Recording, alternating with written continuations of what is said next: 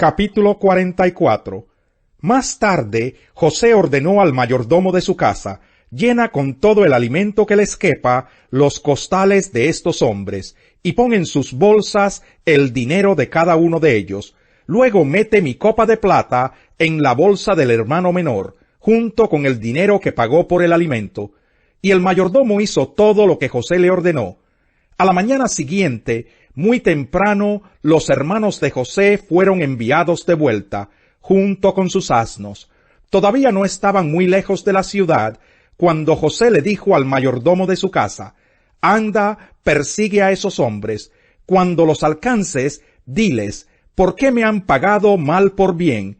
¿Por qué han robado la copa que usa mi señor para beber y para adivinar? Esto que han hecho está muy mal». Cuando el mayordomo los alcanzó, les repitió esas mismas palabras, pero ellos respondieron: «¿Por qué nos dice usted tales cosas, mi señor? Lejos sea de nosotros actuar de esa manera. Es más, nosotros le trajimos de vuelta de Canaán el dinero que habíamos pagado, pero que encontramos en nuestras bolsas. ¿Por qué entonces habríamos de robar oro o plata de la casa de su señor? Si se encuentra la copa en poder de alguno de nosotros, que muera el que la tenga, y el resto de nosotros seremos esclavos de mi señor». «Está bien», respondió el mayordomo, «se hará como ustedes dicen, pero solo el que tenga la copa en su poder será mi esclavo. El resto de ustedes quedará libre de todo cargo». Enseguida cada uno de ellos bajó al suelo su bolsa y la abrió. El mayordomo revisó cada bolsa, comenzando con la del hermano mayor y terminando con la del menor, y encontró la copa en la bolsa de Benjamín. Al ver esto, los hermanos de José se rasgaron las vestiduras en señal de duelo, y luego de cargar sus asnos, volvieron a la ciudad. Todavía estaba José en su casa cuando llegaron Judá y sus hermanos. Entonces se postraron rostro en tierra, y José les dijo: «¿Qué manera de portarse es esta? ¿Acaso no saben que un hombre como yo puede adivinar?» «No sabemos qué decirle, mi señor», contestó Judá. «No hay excusa que valga. ¿Cómo podemos demostrar nuestra inocencia? Dios ha puesto al descubierto la maldad de sus siervos. Aquí nos tiene usted. Somos sus esclavos, nosotros y el que tenía la copa». «Jamás podría yo actuar de ese modo», respondió José. «Solo será mi esclavo el que tenía la copa en su poder. En cuanto a ustedes, regresen tranquilos a la casa de su padre». Entonces Judá se acercó a José para decirle: «Mi señor, no se enoje usted conmigo, pero le ruego que me permita hablarle en privado. Para mí, usted es tan importante como el faraón. Cuando mi señor nos preguntó si todavía teníamos un padre o algún otro hermano, nosotros le contestamos que teníamos un padre anciano y un hermano que le nació a nuestro padre en su vejez. Nuestro padre quiere muchísimo a este último, porque es el único que le queda de la misma madre, ya que el otro murió. Entonces usted nos obligó a traer a este hermano menor para conocerlo. Nosotros le dijimos que el joven no podía dejar a su padre, porque si lo hacía, seguramente su padre moriría. Pero usted insistió y nos advirtió que si no traíamos a nuestro hermano menor, nunca más seríamos recibidos en su presencia. Entonces regresamos a donde vive mi padre, su siervo, y le informamos de todo lo que usted nos había dicho. Tiempo después, nuestro padre nos dijo: «Vuelvan otra vez a comprar un poco de alimento». Nosotros le contestamos: «No podemos ir si nuestro hermano menor no va con nosotros. No podremos presentarnos ante hombre tan importante a menos que nuestro hermano menor nos acompañe».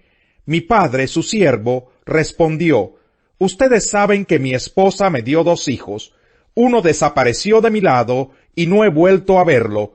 Con toda seguridad fue despedazado por las fieras. Si también se llevan a éste y le pasa alguna desgracia, ustedes tendrán la culpa de que este pobre viejo se muera de tristeza. Así que si yo regreso a mi padre, su siervo, y el joven cuya vida está tan unida a la de mi padre, no regresa con nosotros, seguramente mi padre al no verlo morirá y nosotros seremos los culpables de que nuestro padre se muera de tristeza. Este siervo suyo quedó ante mi padre como responsable del joven. Le dije, si no te lo devuelvo, padre mío, seré culpable ante ti toda mi vida.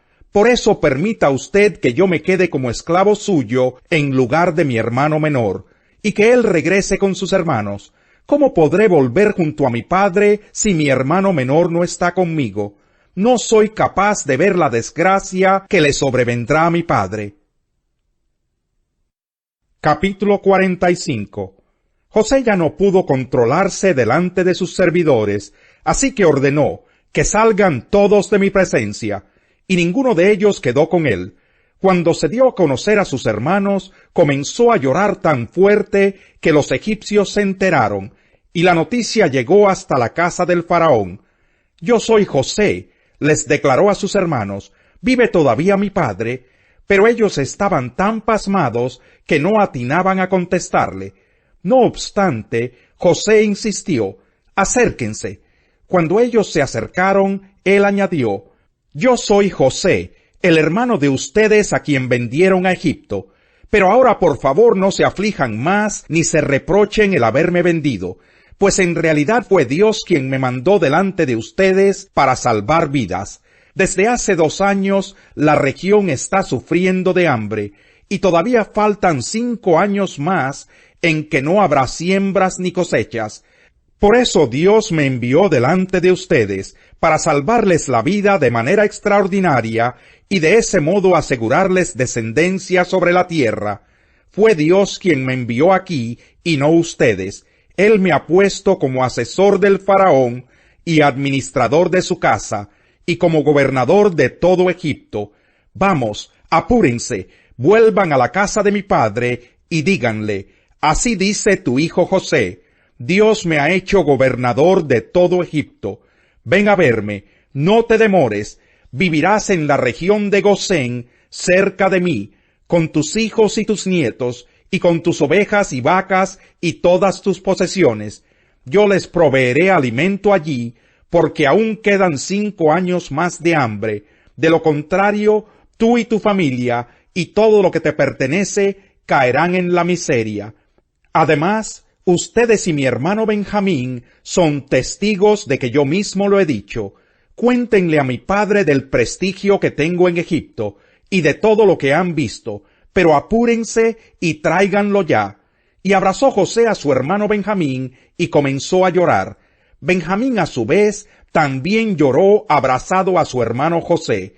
Luego José, bañado en lágrimas, besó a todos sus hermanos. Sólo entonces se animaron ellos a hablarle. Cuando llegó al palacio del faraón la noticia de que habían llegado los hermanos de José, tanto el faraón como sus funcionarios se alegraron. Y el faraón le dijo a José, ordena a tus hermanos que carguen sus animales y vuelvan a Canaán, que me traigan a su padre y a sus familias. Yo les daré lo mejor de Egipto, y comerán de la abundancia de este país. Diles además que se lleven carros de Egipto para traer a sus niños y mujeres, y también al padre de ustedes, y que no se preocupen por las cosas que tengan que dejar, porque lo mejor de todo Egipto será para ustedes. Así lo hicieron los hijos de Israel. José les proporcionó los carros conforme al mandato del faraón, y también les dio provisiones para el viaje. Además a cada uno le dio ropa nueva, y a Benjamín le entregó 300 monedas de plata y 5 mudas de ropa. A su padre le envió lo siguiente: 10 asnos cargados con lo mejor de Egipto, 10 asnas cargadas de cereales y pan y otras provisiones para el viaje de su padre. Al despedirse de sus hermanos, José les recomendó: no se vayan peleando por el camino. Los hermanos de José salieron de Egipto y llegaron a Canaán, donde residía su padre Jacob. Al llegar le dijeron: José vive, José vive, es el gobernador de todo Egipto. Jacob quedó atónito y no les creía, pero ellos le repetían una y otra vez todo lo que José les había dicho. Y cuando su padre Jacob vio los carros que José había enviado para llevarlo, se reanimó. Entonces exclamó: con esto me basta, mi hijo José aún vive. Iré a verlo antes de morirme. Cuando Jesús recibió la noticia, se retiró él solo en una barca a un lugar solitario. Las multitudes se enteraron y lo siguieron a pie desde los poblados. Cuando Jesús desembarcó y vio a tanta gente, tuvo compasión de ellos y sanó a los que estaban enfermos. Al atardecer se le acercaron sus discípulos y le dijeron: «Este es un lugar apartado y ya se hace tarde. Despide a la gente para que vayan a los pueblos y se compren algo de comer». «No tienen que irse», contestó Jesús. «Denles ustedes mismos de comer». Ellos objetaron: «No tenemos aquí más que 5 panes y 2 pescados. Tráiganmelos acá», les dijo Jesús. Y mandó a la gente que se sentara sobre la hierba. Tomó los 5 panes y los 2 pescados, y mirando al cielo los bendijo. Luego partió los panes y se los dio a los discípulos, quienes los repartieron a la gente. Todos comieron hasta quedar satisfechos, y los discípulos recogieron 12 canastas llenas de pedazos que sobraron. Los que comieron fueron unos 5,000 hombres, sin contar a las mujeres y a los niños. Enseguida Jesús hizo que los discípulos subieran a la barca y se le adelantaran al otro lado mientras él despedía a la multitud. Después de despedir a la gente, subió a la montaña para orar a solas. Al anochecer estaba allí él solo, y la barca ya estaba bastante lejos de la tierra, zarandeada por las olas, porque el viento le era contrario. En la madrugada, Jesús se acercó a ellos caminando sobre el lago. Cuando los discípulos lo vieron caminando sobre el agua, quedaron aterrados. «¡Es un fantasma!», gritaron de miedo. Pero Jesús les dijo enseguida: «Cálmense, soy yo, no tengan miedo». «Señor, si eres tú», respondió Pedro, «mándame que vaya a ti sobre el agua». «Ven», dijo Jesús. Pedro bajó de la barca y caminó sobre el agua en dirección a Jesús. Pero al sentir el viento fuerte tuvo miedo y comenzó a hundirse. Entonces gritó: «¡Señor, sálvame!». Enseguida Jesús le tendió la mano y sujetándolo lo reprendió: «Hombre de poca fe, ¿por qué dudaste?». Cuando subieron a la barca, se calmó el viento, y los que estaban en la barca lo adoraron diciendo: «Verdaderamente tú eres el Hijo de Dios». Después de cruzar el lago, desembarcaron en Genesaret. Los habitantes de aquel lugar reconocieron a Jesús y divulgaron la noticia por todos los alrededores. Le llevaban todos los enfermos, suplicándole que les permitiera tocar siquiera el borde de su manto, y quienes lo tocaban quedaban sanos. «Perseguí a mis enemigos, les di alcance, y no retrocedí hasta verlos aniquilados. Los aplasté, ya no pudieron levantarse, cayeron debajo de mis pies. Tú me armaste de valor para el combate, bajo mi planta sometiste a los rebeldes. Hiciste retroceder a mis enemigos, y así exterminé a los que me odiaban. Pedían ayuda, no hubo quien los salvara. Al Señor clamaron, pero no les respondió. Los desmenucé, parecían polvo disperso por el viento. Los pisoteé como al lodo de las calles. Me has librado de una turba amotinada. Me has puesto por encima de los paganos. Me sirve gente que yo no conocía. Apenas me oyen, me obedecen. Son extranjeros y me rinden homenaje. Esos extraños se descorazonan y temblando salen de sus refugios. El Señor vive, alabada sea mi roca, exaltado sea Dios mi Salvador. Él es el Dios que me vindica, el que pone los pueblos a mis pies. Tú me libras del furor de mis enemigos, me exaltas por encima de mis adversarios, me salvas de los hombres violentos. Por eso, Señor, te alabo entre las naciones y canto salmos a tu nombre. El Señor da grandes victorias a su rey, a su ungido David y a sus descendientes les muestra por siempre su gran amor. Yo te guío por el camino de la sabiduría, te dirijo por sendas de rectitud.